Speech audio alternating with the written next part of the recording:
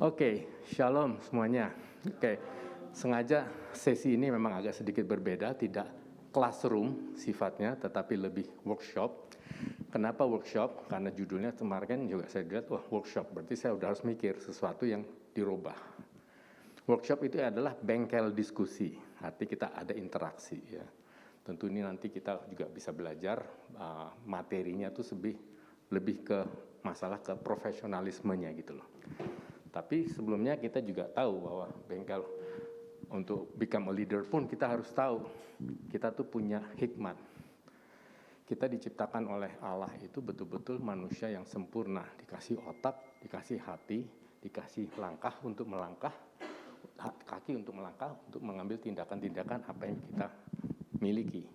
Ya, di kitab Ulangan kita bisa lihat, kita baca bahwa Tuhan akan mengangkat engkau menjadi kepala, ya, dan bukan ekor. Engkau akan tetap naik dan bukan turun. Apabila engkau mendengarkan perintah Tuhan, Allahmu, kusampaikan hari ini, kulakukan dengan setia. Artinya, sebelum melangkah sesuatu kita harus berdoa. Kita tahu bahwa Tuhan memberikan hikmat kepada kita. Ya. Dan juga Amsal, ini bukan Amsal bijaksana yang selalu, kitab Amsal ini sangat baik sekali, kita buka itu banyak nasihat-nasihat. Ya. Saya menggarisbawahi, artinya di sana tertulis bahwa, hai anakku, jika engkau menerima perkataan dan menyimpan perintah di dalam hatimu, sehingga telingamu memperhatikan hikmat, saya gariskan hikmat, dan engkau mencerminkan kepada kepandaian. Karena ada hikmat, kita pasti jadi pandai tentunya. Ya. Yang di atas kita harus tahu bahwa kita harus jadi kepala. Kepala itu pengertiannya jadi role model. Bukan selalu role model pengertiannya jadi bos, tetapi maksudnya pengertiannya adalah leader itu bisa menempatkan dirinya sebagai tolok ukur. Orang yang mempunyai sosok, wah ini orang luar biasa ya. Gitu. Jadi tidak selalu pengertian leader itu seorang pimpinan teratas. Tetapi juga kita bisa memimpin diri kita sendiri. Itu juga bos diri kita sendiri. Ya. Dan tetap naik ya, tentunya kita harus maintain. Jangan sampai anjlok lagi. Artinya benar-benar role model kita betul-betul kita maintain seperti kita tetap terus di atas. Nah, di dalam Amsal 2 ayat 10 dikatakan bahwa karena hikmat akan masuk ke dalam hatimu dan pengetahuan, nah ini pengetahuan, akan menyenangkan jiwamu. Saya akan menggarisbawahi pengetahuan ini di dalam konteks workshop itu. Pengetahuan apa sih yang kita dapatkan? Nah ini arah. Saya pun juga menyusun materi ini, saya minta hikmat sebelum saya bagikan kepada adik-adik semua. Ya. Nah, kenali dulu diri sendiri. Kita lahir dengan latar belakang yang berbeda-beda. Ya. Apakah saya dapat memimpin? Ya. Sebelum memimpin orang lain, misalnya hal disiplin, ya, menjadi panutan, punya anak buah tapi bangunnya siang, umpamanya salah satunya, yang gimana mau jadi panutan, gimana mau menjadi role model gitu loh, ya, itu juga nggak bisa. Apakah saya memiliki integritas? Maksudnya adalah ada satu peraturan, kita melanggar nggak peraturan itu?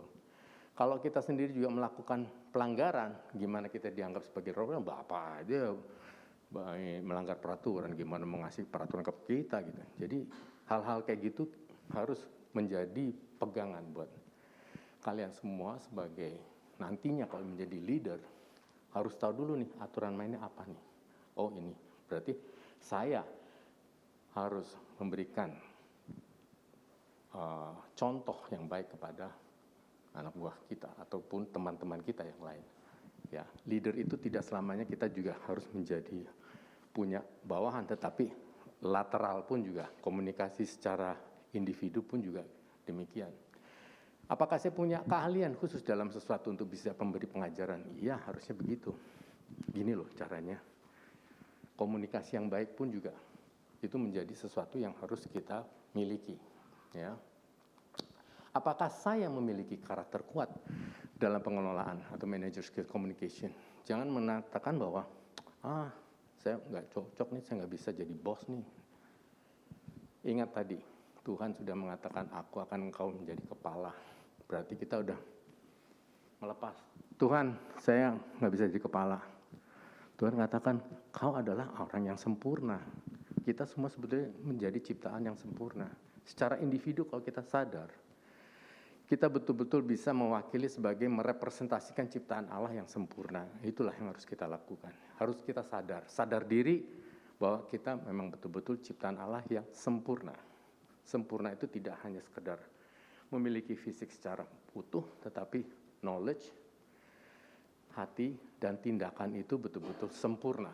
Jadi sempurna itu segala-galanya. Nah, di dalam dunia sekuler kita tahu ya, namanya harus punya kompetensi. Kompetensi itu apa sih? Ya kemampuan diri, terampil nggak, cakap nggak menanginnya satu masalah. Itu harus disadari. Kemampuan menganalisa harus tajam. Ini yang disebut nanti sharpening analysis. Ya. Kritis terhadap sesuatu yang belum terjawab. Harus kepo. Ini kenapa sih kok begini? Kok begini sih jawabnya? Gitu. Kayaknya jawabannya nggak gini deh. Hal-hal kayak gitu harus kita cari. Sehingga kita mendapatkan jawaban yang sebenarnya. Kadang-kadang bilang, kenapa begitu? Emang dari kemarin begitu kok? Loh, bukan begitu jawabnya. Jawabannya, kenapa bisa jadi begitu gitu. Kadang-kadang kita mendapatkan sesuatu jawaban yang ya udah as it is gitu loh. Emang begini mau diapain lagi gitu. Tapi kan kita harus tahu akal sebabnya apa. Asal muasalnya apa yang mengakibatkan itu. Itu di dalam manajemen kita harus mencari. Supaya kita mendapatkan satu solusi yang baik. Untuk menyelesaikan masalah. Dan juga passion ini juga sebetulnya bukan sekedar semangat, tetapi punya pengertian dalam aspek punya rasa tanggung jawab. Dan suka menyelidiki. Dan juga jenis pekerjaannya dia suka. Itu namanya passion. Saya suka banget nih ngoprek-ngoprek sepeda gitu umpamanya. Ya memang di situ. Saya punya bengkel sepeda. Ya memang dia punya profesinya di situ. Sehingga apa yang dia lakukan tuh optimal, nggak sekedar ini sampingan kok ya setengah-setengah, jadinya juga setengah-setengah. Tetapi kalau kita punya passion, wah detail dirapiin, dibersihin, wah Pak ini gara-gara ini nanti bisa begini Pak, jadi kayak gitu. Begitu juga pekerjaan-pekerjaan yang lain sama, bikin kue juga gini, oh ini bumbunya ini yang enak nih pakai ini. Gitu. Jadi nggak sekedar ada aja. Dan peduli dan kekompakan teamwork juga ada. Kalau kita nanti dalam teamwork, nanti kita juga ada semacam workshop ini ada teamwork, kita harus punya kekompakan. Punya semangat untuk menyelesaikan masalah dengan tuntas. Artinya, ayo dong nih jangan sampai gantung begini, gimana nih keputusan akhirnya gitu loh. Jangan sampai membuat sesuatu kita anggap gantung. Karena dari pihak lain atau pimpinan kita akan menunduk, mana hasil kalian punya pembicaraan nih dari kemarin proposal tapi nggak jadi-jadi ngomong doang nih, omdo aja. Nah itu tadi kita harus betul-betul wujudkan itu dalam bentuk laporan yang jelas. Nah, di organizational itu adalah kebutuhan di organisasi. Jadi ini 3 lingkaran utama yang harus kalian miliki untuk menjadi seorang leader. Ya. Jadi sesuai tuntutan organisasi perusahaan, umpamanya kalau perusahaan, atau di dalam kelompok, atau menjadi event organizer sebagai contoh aja, tidak menjadi buan perusahaan, tetapi ada kelompok untuk usaha-usaha kayak apa ya? Kayak kemarin kalau kalian bikin waktu di Sentul, itu juga sebetulnya sesuatu. Saya ada teamwork yang sudah datang tim advance sampai buka tenda di sana. Udah pakai walkie-talkie, wah luar biasa. Seperti saya jual teman-teman sudah bisa melakukan hal itu. Tapi itu kan baru sesuatu yang kecil. Tapi nanti kalau dikasih perkara yang lebih besar, harus lebih profesional lagi nanti. Bisa kita berikan lagi satu pelayanan yang baik. Coba kemarin waktu G20 kita tahu kan ada si Wisnu Tama cukup dikenal kan ya. Dia diberi apresiasi luar biasa. Bayangin berapa orang tuh panitianya. Capeknya minta ampun, dia membawai dari seksi IT-nya, semuanya, medianya, panggungnya, orangnya, artinya nggak pusing tuh orangnya kayak gitu. Tapi ya begitu, seorang leader dia bisa turunkan sehingga menjadikan satu acara yang spektakuler gitu, sehingga semua orang sampai pemimpin dunia pun mengapresiasi. Ya ujung-ujungnya ke atasnya ke Jokowi juga bisa memilih orang-orang yang benar gitu. Jadi nggak sekedar orang yang sembarangan ya. Nah di dalam dunia sekuler itu ada satu lingkaran siklus yang selalu kita pelajari ya. Dasar-dasar mengenal kemampuan diri, bekerja, memahami basic skill, modal pengetahuannya tadi. Kita harus tahu dulu nih. Itu langkah berikutnya adalah mengaplikasikan, menjalankan apa yang sudah dipelajari. Dan langkah berikutnya adalah bisa memberikan nasihat karena kesubordinat, karena pengalaman itu sudah berjalan. Ya. Jadi untuk seorang pemimpin itu harus melalui proses 1, 2, 3, 4 ini, sehingga dia memiliki kemampuan untuk mengelola. Artinya, lingkar 1, 2, 3, 4 ini harus dimiliki untuk menjadi seorang pemimpin. Harus sadar, kalau untuk menjadi seorang pemimpin yang benar, ya ini menjadi checklist, menjadi pertanyaan pada diri kita sendiri. Saya punya ini enggak ya? Saya punya ini enggak ya? Saya punya pengalaman. Ya udah, kalau memang perlu diproseskan untuk belajar, belajarlah kepada yang lebih senior. Untuk apa? Pembekalan kita di kemudian hari. Jadi itu kalau lihat titik hijau itu adalah ada istilahnya sweet spot, artinya memiliki ketiga-tiganya. Artinya seorang leader itu harus punya 3 lingkaran itu. Artinya tiga-tiganya mempunyai komponen itu, baru dia menjadi seorang leader. Kalau dia hanya satu kompetensi aja, nggak cukup. Punya passion aja nggak cukup. Tapi kebutuhan kelilingnya sebagai organisasi yang atau kelompok yang kalian pimpin, itu tiga-tiganya harus memiliki semua. Itu yang harus kita tahu. Nah, ini yang harus dipahami sebagai dasar-dasar kepemimpinan ya. Ini sekedar ilustrasi aja. Saya punya kesaksian sedikit lah. Ini adalah pengalaman saya pada waktu itu. Saya dibesarkan dari perusahaan perminyakan. Dari perusahaan yang berbeda-beda. Dengan perusahaan yang berbeda-beda, saya mengalami ada zigzag karir saya. Menjadi proses engineer, menjadi marketing, menjadi project management, sehingga mendapatkan duduk menjadi compliance di posisi yang teratas. Di mana saya di dalam karir saya melakukan zigzag karir itu untuk menjadi kesaksian saya apa yang saya alami di masa lalu. Dan saya bisa memberikan satu kesaksian ternyata untuk menjadi become a leader, ya memang kita harus punya inovasi untuk mencari tempat di mana saya nggak tahu di tempat ini, saya mulai cepat ke sana. Jadi semua lini harus bisa kita ketahui. Jadi jangan sampai kita menjadi pemimpin hanya tahu di satu sektor pengetahuan saja, tapi kita harus beberapa kegiatan yang kita ketahui. Walaupun nggak detail, tapi secara general tahu. Nah, di generasi kalian ini jauh lebih bagus daripada generasi saya. Dulu generasi saya, lagi-lagi, masalah keperpustakaannya juga terbatas. Sekarang Google di mana-mana. Wikipedia bisa kemana-mana. Jadi bisa di touch button dari ponselnya masing-masing. Itu informasi yang bisa didapat. Lagi-lagi, teman-teman atau ada ini cuma harus bisa lihat ini sumbernya dari mana, hanya itu. Karena apa? Semua fasilitas yang diberikan di dalam konten itu ya isinya ada yang sampah, ada yang tidak sampah. Ini harus bisa kita lihat dengan benar. Itulah tantangan kalian dan tantangan kita semua. Nah, hikmat pengetahuan kita tuh ada di tengah. Di kotak merah itulah yang sebetulnya kalau kita pikir, saya pakai bahasa Inggris ini kenapa ya? Karena ini materinya memang materi dari luar saya ambil waktu saya ikut training juga. Jadi sebetulnya ini bagus, artinya di training ini berbayar loh sebetulnya. Tapi kalian bisa mendapatkan sesuatu ini yang free, tetapi betul-betul pemahamannya luar biasa. Inilah bagian yang dimana berkat yang kalian bisa dapatkan ini semua. Nah, umpamanya tiap lingkaran atau elips hitam ini adalah masing-masing memiliki dunianya sendiri, yaitu macroeconomic forecast. Artinya apa? Bagaimana sih perkembangan ekonomi di sana? Terus financing policy, kebijakan keuangannya itu seperti apa? Ya. Teknologi policy itu seperti apa? Kalau dipikir-pikir memang kelihatannya ribet banget sih pikirannya. Ya, mau nggak mau kita harus tahu. Inilah pendewasaan modal kita untuk menjadi seorang pemimpin. Ya. Labor policy, bagaimana undang-undang ketenaga kerjaan. Ya. Environmental policy, bagaimana soal peraturan pemerintah mengenai lingkungan, gitu ya. Sociological, bagaimana keadaan sosiologi, kehidupan sosiologinya seperti apa. Politics policy-nya seperti apa, ya. Dan juga demographic forecasting itu artinya tahu data populasi masyarakat setempat seperti apa. Belum lagi yang lain. Ini hanya mewakili dari apa yang saya benahi. Karena untuk menjadi seorang pemimpin, ya memang harus punya sering baca buku atau sering baca media. supaya dia bisa menganalisa, mendapatkan satu data yang membuat dia menjadi dewasa untuk memutuskan sesuatu masalah. Ya, nah ini juga harus menjadi seorang leader itu harus punya menjadi personal image atau citra pribadi. Bagaimana tuh kalau kita bisa mencari citra pribadi? Nah, ini kembali lagi, kita harus punya leadership style.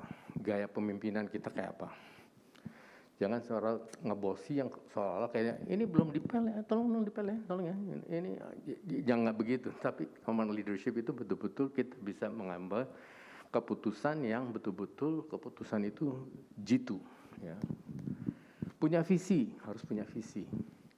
Bagaimana melakukan strateginya, dan juga bagaimana inovasi, penemuan-temuan baru dengan informasi yang didapat itu semua.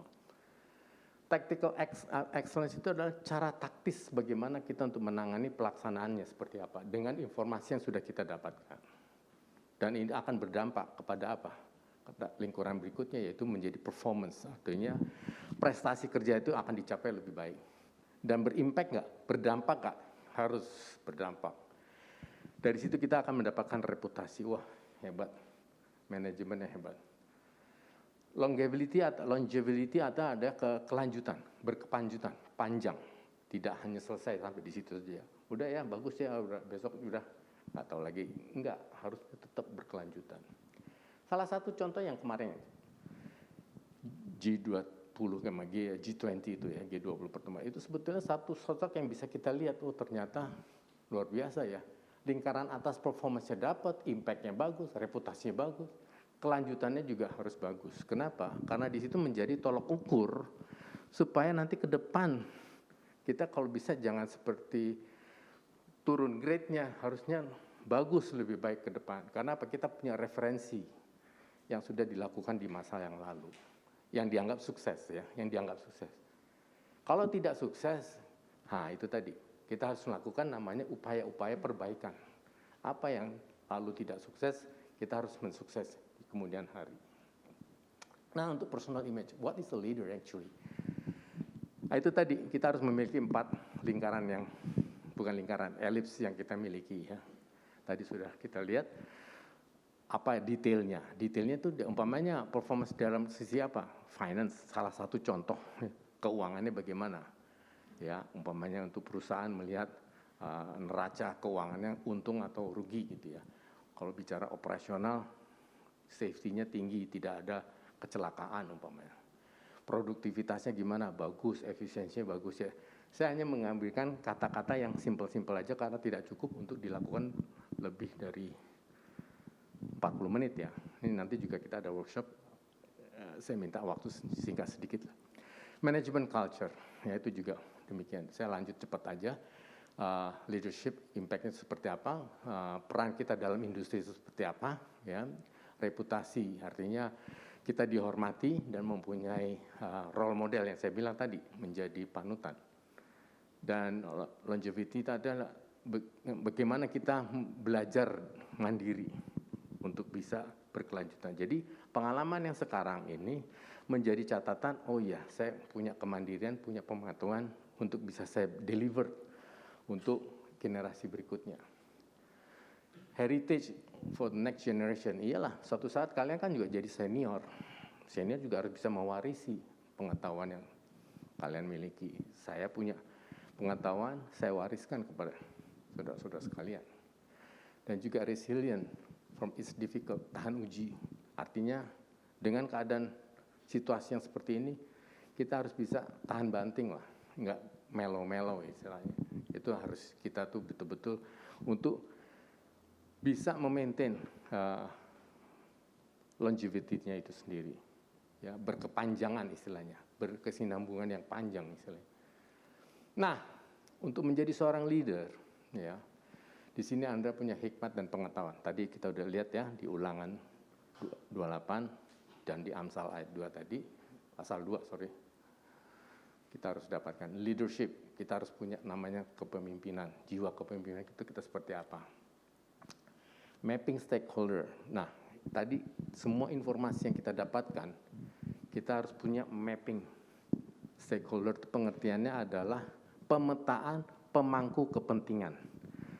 Umpamanya pengambil kepentingan, umpamanya satu, oh iya saya harus ngadepin siapa ya, oh ada gubernur nih, oh ada gubernur, oh ada Pak Lurah nih, itu kita harus mapping. Ya jangan menganggap waduh kok ribet banget sampai sana, itu hanya sekedar contoh. Tetapi nanti kita lihat ada kasus-kasus, kita harus bisa lihat namanya mapping stakeholder, nanti di dalam workshop itu ada simulasi yang bisa kita terapkan. Sharpening analysis pengertiannya mempertajam analisa. Bagaimana kita menajamkan analisa sesuai dengan data yang sudah kita koleksi. Ya. Feasibility study itu adalah apa? Mengenai studi kelayakan. Layak nggak saya bikin ini? Jangan-jangan saya bikin ini nggak ada dampak. Apa yang dibuat gitu? Itu harus ada. Hal-hal seperti ini harus ada di benak pikiran seorang leader. Ya. Dan itu menjadi personal image kita. Wah, memang luar biasa nih bos satu ini. Kenapa? Detail ya gitu. Jadi nggak gerabak gerubuk istilahnya. Kerjaannya betul-betul tajam. Nah, karena waktunya cukup singkat, saya juga nanti buatkan semacam simulasi ya, membagi diskusi topik menjadi 3 kelompok diskusi, masing-masing kelompok membahas topik yang berbeda ya. Coba paparkan nanti di dalam 5 menit ya, setiap kelompok tuh bisa menunjuk siapa menjadi leadernya nanti untuk menyampaikan. Jadi tidak ada kata salah, tidak ada kata ragu. Apa harus berani, generasi kalian betul-betul generasi berani sesuatu. Ya ini menurut saya, gitu. Ya nggak apa-apa. Gitu. Namanya belajar, namanya workshop. Jadi belajar sesuatu yang sempurna itu memang harus belajar dari kesalahan gitu. Bukan kesalahan sebetulnya, karena ketidaktahuan sebetulnya. Itu aja. Jadi jangan merasa kecil hati bahwa wah saya nggak siap nih. Ya iyalah saya juga tahu memang nggak mungkin, tapi saya juga diskusi sama Pak Ani ya. Saya katakan bahwa ini buat satu workshop ini sebagai teaser aja, sebagai awal dari kita berpikir untuk menjadi seorang leader tuh kayak apa sih? Itu aja supaya kita tahu. Nah, nanti saya berikan waktu 20 menit dari hasil diskusi. Setelah 20 menit kita evaluasi dari satu masing-masing kelompok memberikan paparannya 5 menit dari hasil yang saya berikan. Nanti saya kasih datanya ya. Mungkin untuk pembagian kelompok enaknya seperti kayak saya mengambil waktu yang masa kemarin. Hitung 1, 2, 3. Yang satu kumpul 1, 2 kumpul 2, 3 kumpul 3. 1, 2.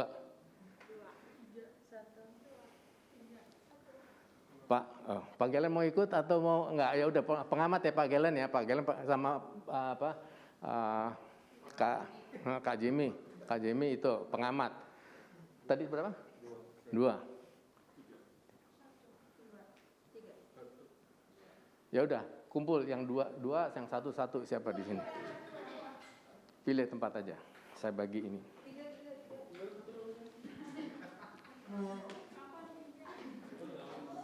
Iya, Pak Gelen dan Kak Jimmy sebagai pengamat aja. Kita lihat.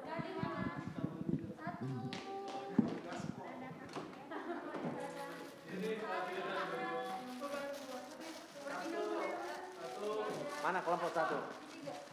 Kelompok 1 sini.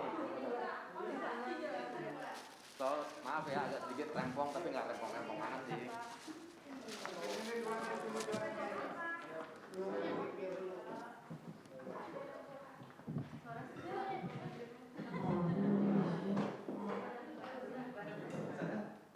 Oke. Nah ini kelompok 1 ya. Ada tugas kelompok yang dikatakan bahwa membuka usaha apa yang terbaik. Nah, ya. Ada yang namanya abstrak latar belakang. Itu sudah saya bilang tadi demografinya seperti itu. Memang singkat karena memang waktunya ini sangat terbatas. Tapi saya memberikan satu kondisi. Tugas kalian adalah kita sajikan presentasi singkat 5 menit ya. Katakan saya sebagai presidennya atau GM-nya. Coba ada satu masalah, presentasikan kepada saya. Poin-poinnya saja, ya, tidak harus pakai PowerPoint, tapi kan paling tidak kita punya catatan ini dibalik boleh nanti dipakai.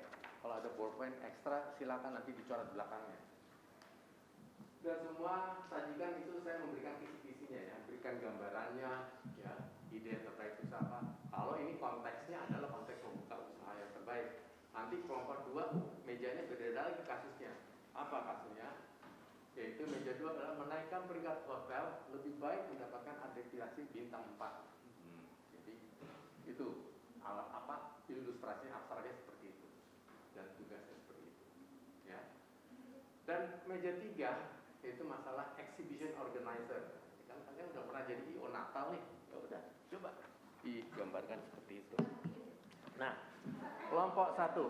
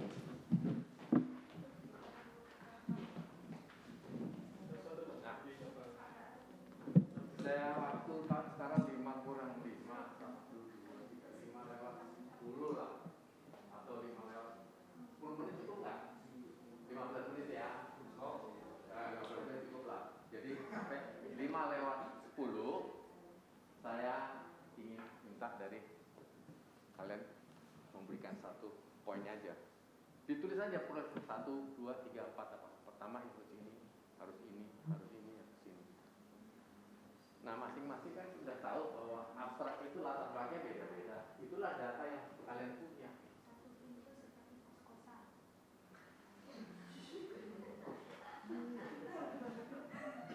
Nanti ditulis apa?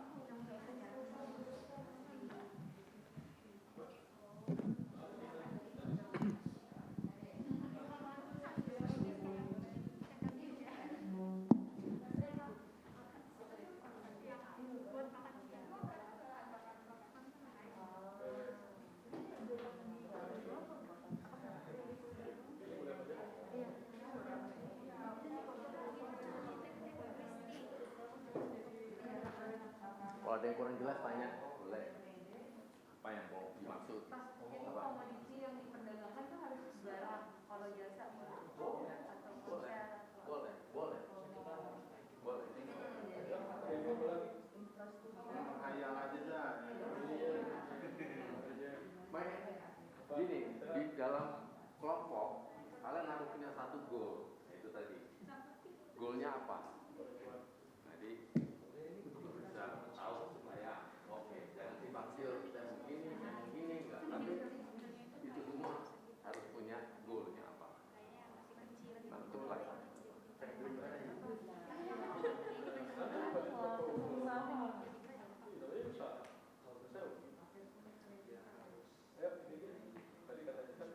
Nggak harus terlalu gimana ya. Saya bisa memahami karena ini waktu terbatas. Nggak mungkin secara detail, tapi poin-poinnya aja. Namanya juga workshop singkat ya. Yang sangat logis lah menurut kalian, apa yang paling logis?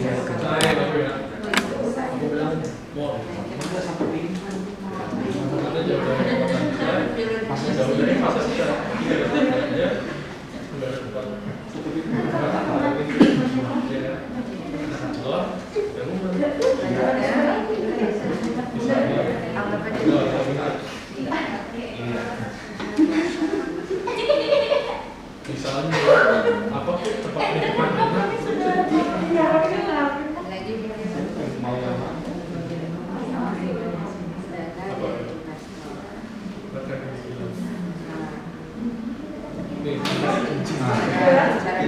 mau jadi maaf ya, kali ini kalian suruh mikir.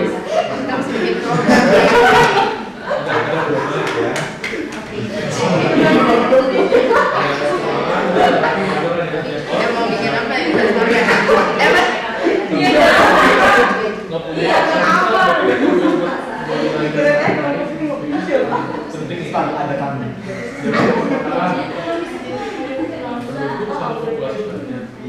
ada berapa? Tapi saya bilang ini harus dipertimbangkan dari orang yang gimana cara kalian orang-orang yang tadi ke hotel ini kira-kira. Itulah.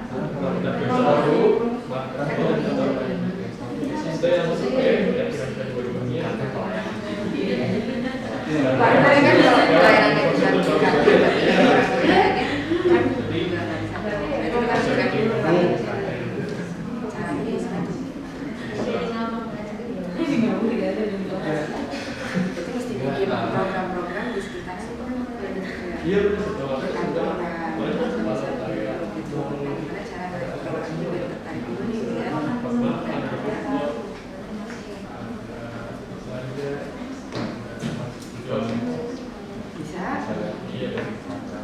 bisa bikin Tapi kita lihat ini jelas bagus nih.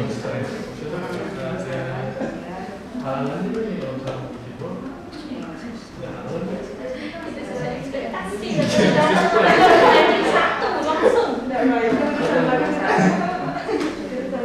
terus mungkin bikin program apa gitu Misalnya kontennya apa ini? musik mungkin bisa live orang biar datang Maksudnya kalau yang buat orang bikin kitchen justru membuka nih biar ada kira-kira apa atau misalnya kan mau masalah nih ya biar sosmed yang kita pasarin itu apa kan dibagi dua tuh oleh sekalian kayaknya sekalian itu bagus. Jadi kayak apa yang atau juga saya kayak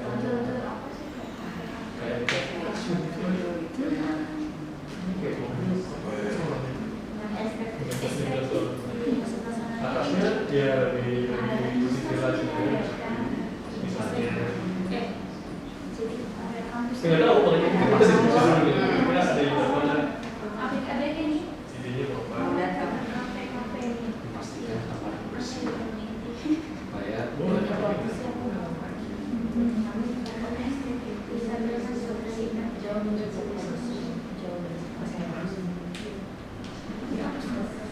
misalnya kita mau gimana oh terus barangnya dari mana iya oh ada jalan kok bagus oh yang itu ada banget kan ini bisa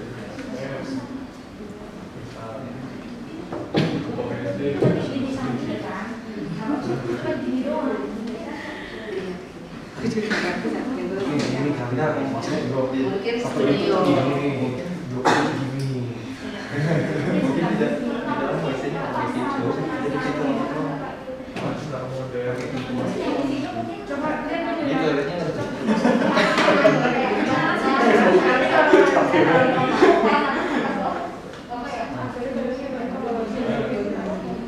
Jadi di kamar lagi itu pakai korden gitu. Suatu minggu doang.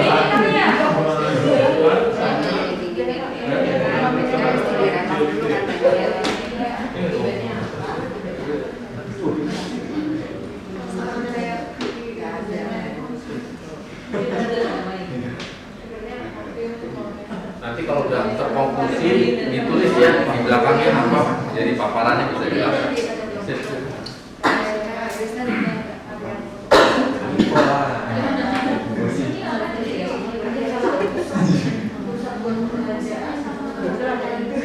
ada lagi nggak ada lagi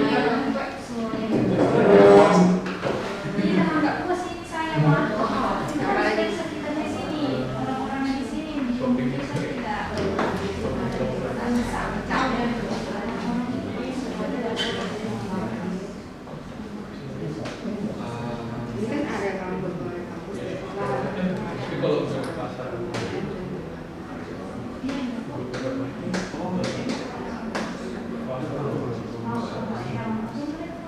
biasanya keluarga orang tuanya itu mengunjungin anaknya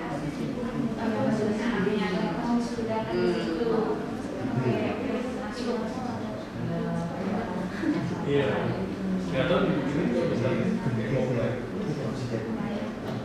komplek lah ya jadi kalau yang atas bisa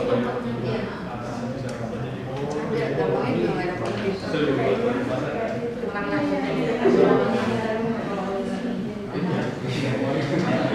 apalagi ada salah satunya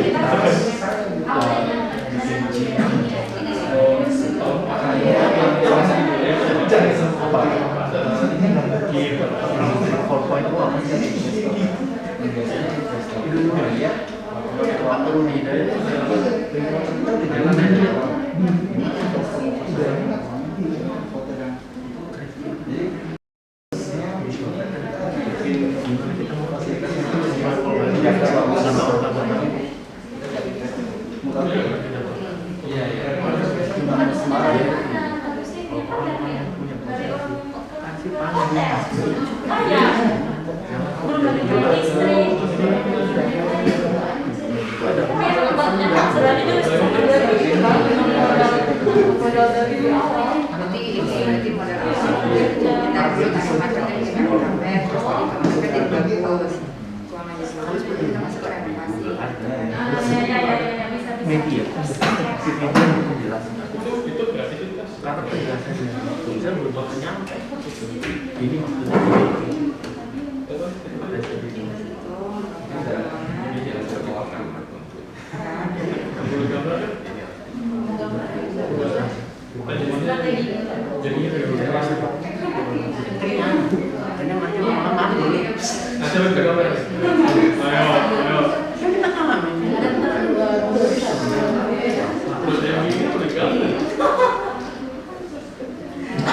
Ayo 3 menit lagi.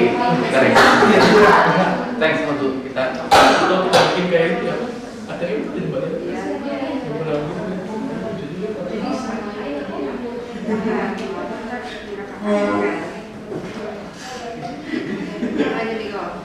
Niko ya. Kalau yang tadi kelas 7. Jalur panjang menunjukkan angka 2.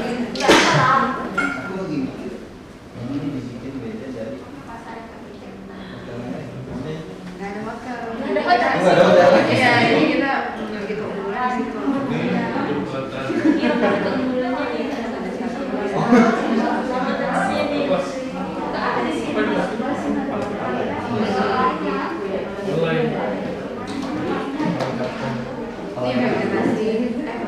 atau bisa pesan ambil apa pick up iya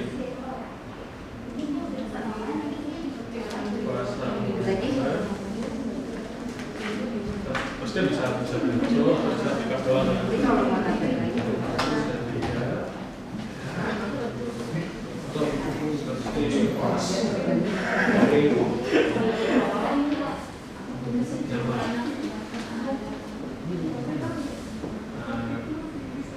ada 2 opsi ya. 2 menit lagi. Offline kan. Relax aja. 4 lagi, 5 Jadi sebenarnya itu bisa atau bisa diambil antri kan.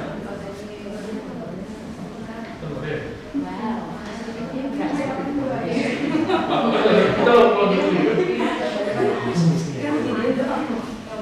peralatan, lokasi, pulkada,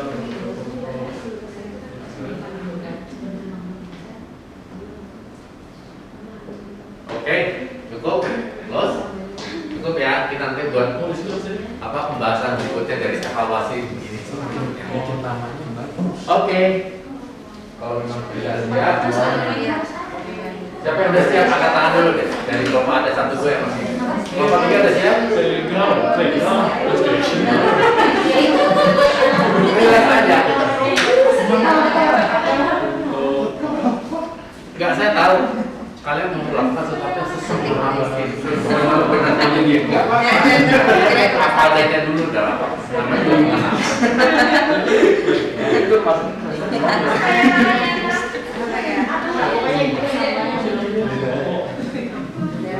Jangan terlalu susah-susah.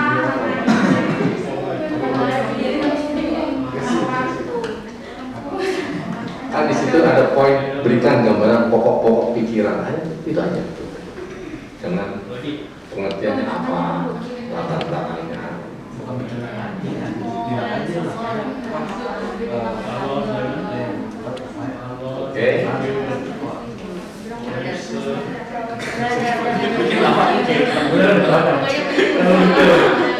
Oh, di aplikasi ada di branding. Enggak maksudnya Di branding. Ya habis 5 menit nanti paparan kalau memang bisa disampaikan 2 menit, 3 menit juga apa-apa. Silakan. Ya, saya hitung ya. 3, 2, 1, close. Oke, karena waktunya dikumpulin ya. Karena kita juga kebaktian ini kan time frame-nya juga singkat. Dan paling tidak kita bisa tahu soal apa sih yang mau disampaikan sebagai seorang leader tuh. Oke. Nah, untuk kelompok meja 1 membuka usaha yang terbaik. Nah, siapa yang menjadi juru bicara dari kelompok 1?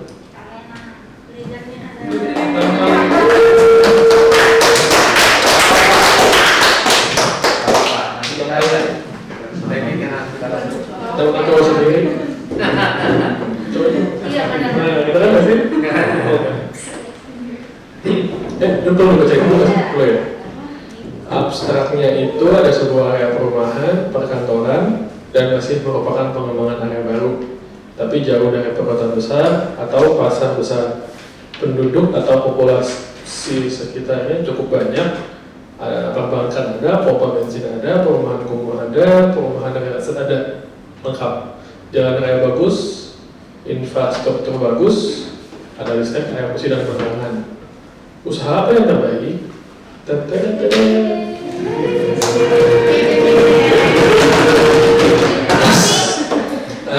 Hasil diskusi dari kelompok 1, kita mau bikin pusat perbelanjaan.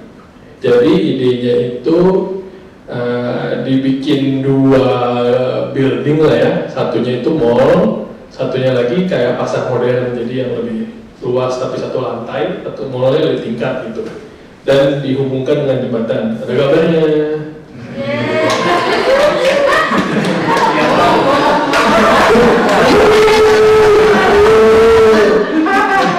Nah, inovasinya apa? Kenapa kita bikin 2? Karena tadi di depan juga ada pasar, ada perumahan kumuh dan ada perumahan estate. Kalau digabung jadi 1 mall, si kaya nggak mau ketemu si miskin gengsi ketemu si kaya, jadi kita pisah aja. Serang mau yang mana gitu kan?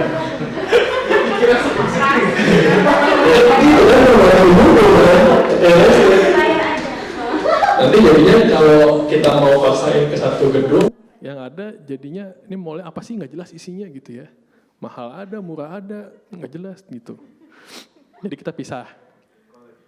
Inovasinya di pasar modern itu tapi tetap harus bersih, kering, nyaman. Ini dari ibu-ibu di sini katanya gitu. Terus dibikin 2 opsi. Jadi bisa kayak belanja tradisional market atau kita bisa online pick up. Jadi udah pilih dulu barangnya apa, bayar, tinggal ambil. Gitu. Biar nggak ngantri. Karena lagi COVID. Terus jembatannya itu mau dibikin spot foto lah ya, jadi kayak kaca-kaca gitu. Agak tinggi, view-nya bagus. Karena zaman sekarang orang datang nggak cuma mau belanja tapi mau foto gitu kan. Jadi point of view-nya ada. Nah ya kalau betul rame, biar rame di TikTok. Kalau mall ya pada umumnya ya bioskop, food court, Ada supermarket juga, jadi kalau si kaya mau belanjanya yang lebih mewah, barang-barang impor bisa gitu kan. Terus ada playground, jadi anaknya bisa main-main. Ya toko-toko baju dan biasanya ada klinik kecantikan, yang mau salon, mau manicure, pedicure bisa. Ada gym, sekarang kayak udah template ya mall gitu. Sama ada daycare. Kenapa? Karena di sini ada kantor. Dan zaman sekarang kalau ada rumah, ada kantor, bapak ibunya kan kerja, anaknya dititipin di daycare. Nah di sini ada daycare-nya. Jadi one stop shopping.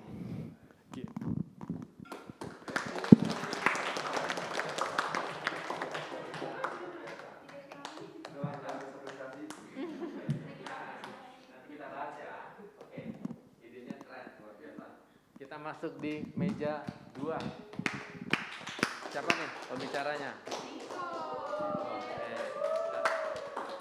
Cik. Selamat sore.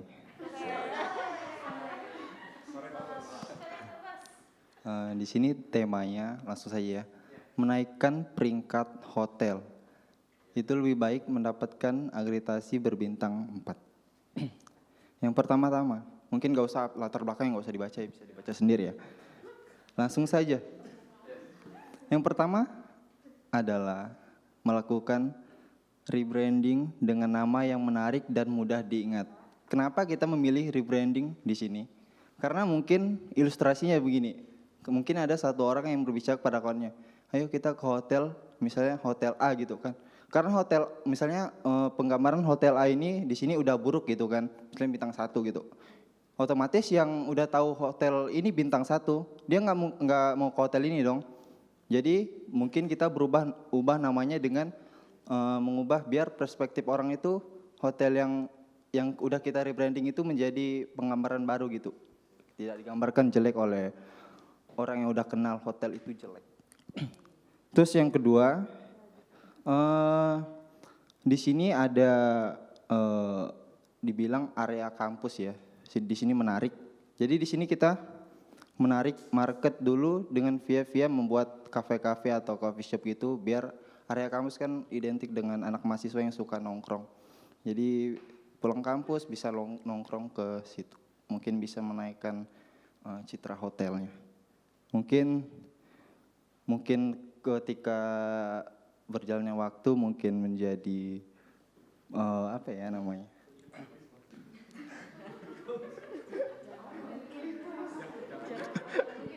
Oh iya. Ya harus optimis. Ya pasti banyak ya.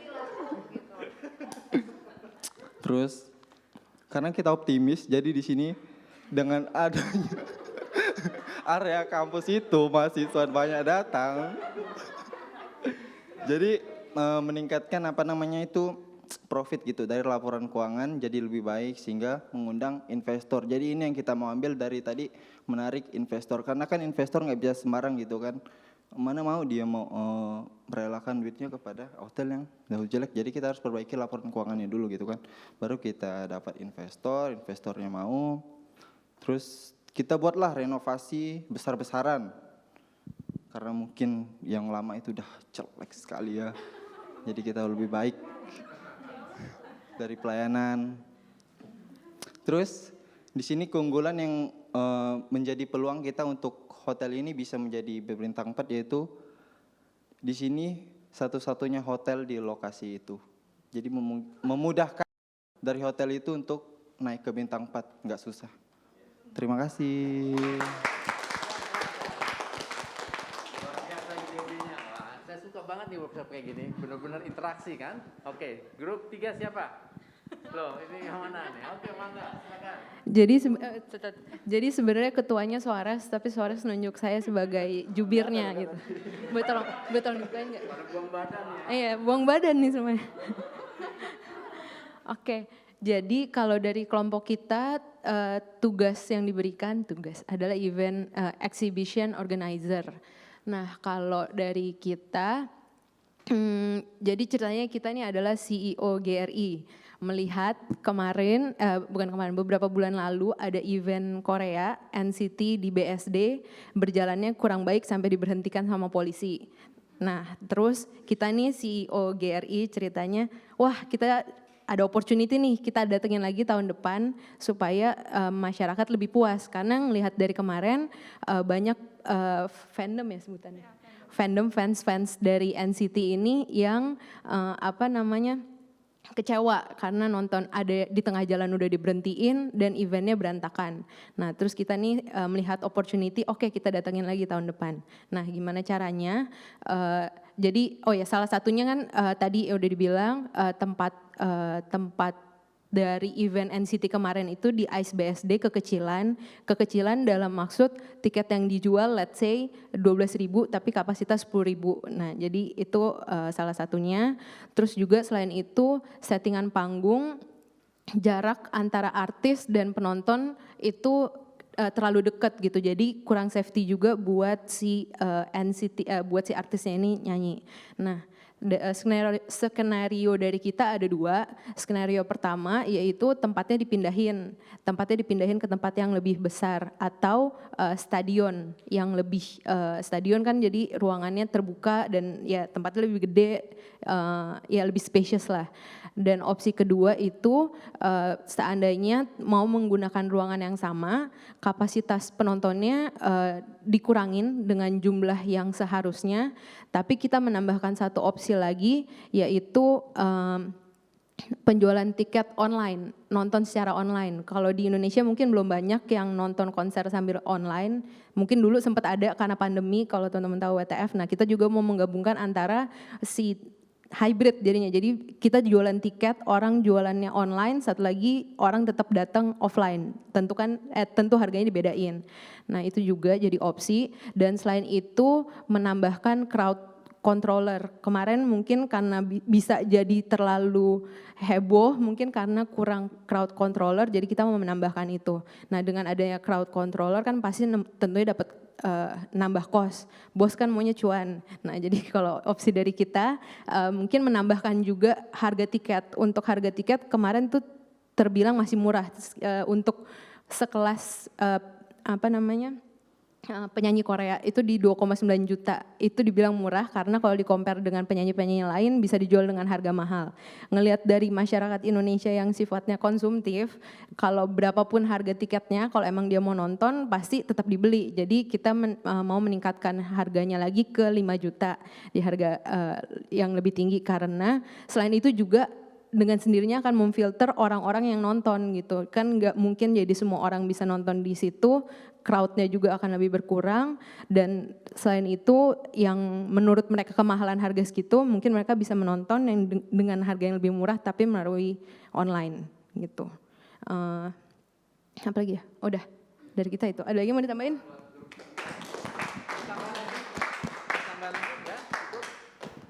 Keren. Aduh, luar biasa. Coba kalau di zaman saya gini dikasih proposal kayak gitu, zong. Mungkin apa ya? Saya ngeliat generasi di sekarang ini luar biasa. Speak out. Begini. Inilah sebuah ide di mana adik-adik semua sudah melakukan sesuatu yang berinovasi. Saya kasih sebuah abstrak, udah mikir kan? Itulah abstraknya. Tadi kan saya juga beri yang ada waktu poin sebelumnya. Ada satu masalah yang dimana kita harus sharpening analysis, penajaman analisa. Itu tadi dengan dengan satu paragraf kalimat itu kalian berimajinasi, kalian juga lakukan sesuatu. Itulah namanya menjadi seorang leader, itu harus punya inovasi.